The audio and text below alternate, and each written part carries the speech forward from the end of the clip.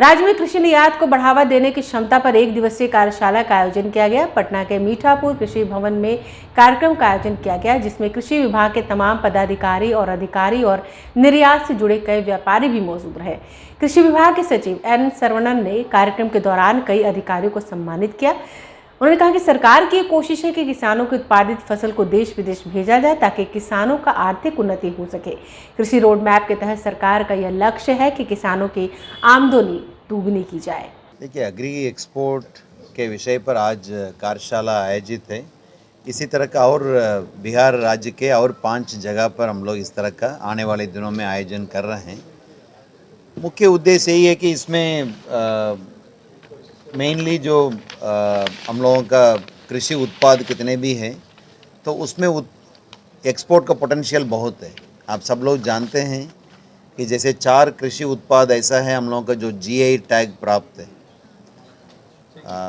मखाना का भी GI tag प्राप्त करने का जो अंतिम चरण में है हम लोग, तो काफ़ी पोटेंशियल है। यहाँ पर उत्पादन ज़्यादा हो रहा है, लेकिन उसका बाहर भी जा रहा है और वो अन्य राज्यों के माध्यम से अन्य राज्य के प्रोडक्ट के रूप में जा रहा है। तो इसको देखते हुए राज्य सरकार ने कुछ कदम उठाए हैं। सबसे पहला तो यही है कि कृषि विभाग में जो विपणन के लिए यानी मार्केटिंग के लिए एक अलग डिवीज़न खोला गया है, तो उसके माध्यम से कई तरह का काम हम लोग कर रहे हैं। और आप सब लोग अवगत हैं, माननीय मुख्यमंत्री जी के द्वारा पिछले 15 अगस्त 2021 को उन्होंने घोषणा किया है गांधी मैदान से।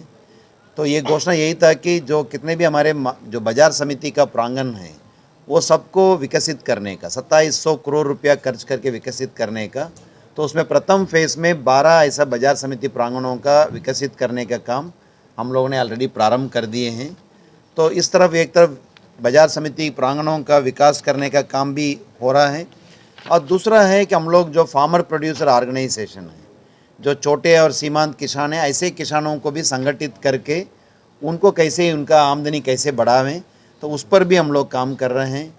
और तीसरा है कि जो बाजार समिति प्रांगण है वहाँ पर जो कितने भी दुकान वगैरह बना हुआ है पहले से भी और बनेगा, तो उसका अलॉटमेंट का पॉलिसी भी हम लोग तय कर रहे हैं और एग्री एक्सपोर्ट पॉलिसी भी बना रहे हैं। जैसे एपीडा है भारत सरकार की संस्था, उस एपीडा के मदद से हम लोग उसका ये भी कर रहे हैं कि कैसे एग्री एक्सपोर्ट का पॉलिसी हो, ताकि यहाँ से कोई व्यक्ति एक्सपोर्ट करना चाह रहे हैं तो उनको सब तरह का मदद भी राज्य सरकार कैसे दें। अगर आपने अभी तक हमारे चैनल को सब्सक्राइब नहीं किया है तो हमारे चैनल को जल्द से जल्द सब्सक्राइब करें, लाइक करें, शेयर करें और कमेंट करें। क्या आप पत्रकारिता के क्षेत्र में अपना कैरियर बनाना चाहते हैं? तो आज ही Royal Ashoka Institute of Mass Communication and Journalism में अपनी जगह सुनिश्चित करें। आर्यभट्ट ज्ञान विश्वविद्यालय पटना से मान्यता प्राप्त 100% प्लेसमेंट के साथ royal Ashoka Institute of Mass Communication and journalism नामांकन जारी है। हमारा पता है DS/16 गायत्री मंदिर के समीप, कंकड़ बाग, पटना 8,20,000। आप हमें संपर्क भी कर सकते हैं। हमारा मोबाइल नंबर है 9955456126।